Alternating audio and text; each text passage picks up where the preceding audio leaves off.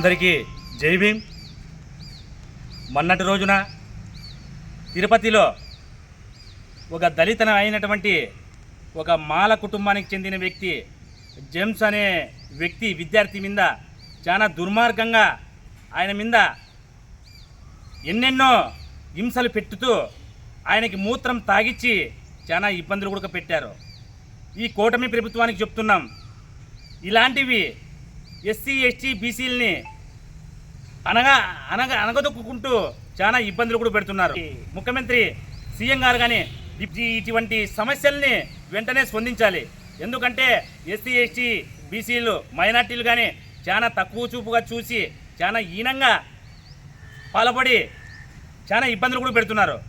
అలాంటివి పిఠాపురంలో కూడా ఒక మాల కుటుంబానికి చెందిన ఒక వ్యక్తి మీద కూడా చాలా దుర్మార్గంగా వాళ్ళని చాలా చిత్రహింసలు కూడా పెట్టారు. అలాంటి సమయాన్ని కూడా గుర్తించి ఏం జరిగింది ఏం కథ అని పవన్ కళ్యాణ్ కూడా గుర్తించుకోకుండా ఆయన గెలిచినాక ఇలాంటివి ఏమీ పట్టించుకోకుండా చాలా ఎస్సీ ఎస్టీలని చాలా దుర్మార్గంగా అణచివేతంగా ప్రతి ఒక్క గ్రామంలో కానీ ప్రతి ఒక్క మండలం కానీ ప్రతి ఒక్క జిల్లాలో కూడా ఎస్సీ ఎస్టీలని చాలా అణచివేతతో చిన్న చూపుతో చాలా ఇబ్బందులు కూడా పెడుతున్నారు.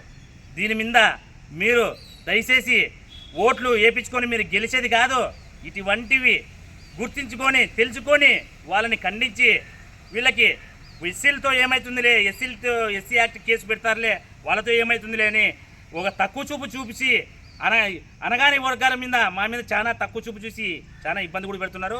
వీటి వ్యక్తుల మీద కూడా చర్యలు తీసుకోవాలని చెప్పి ఈ మీడియా ముఖ్యంగా తెలియజేస్తున్నాము. జై భీమ్, జై భారత్.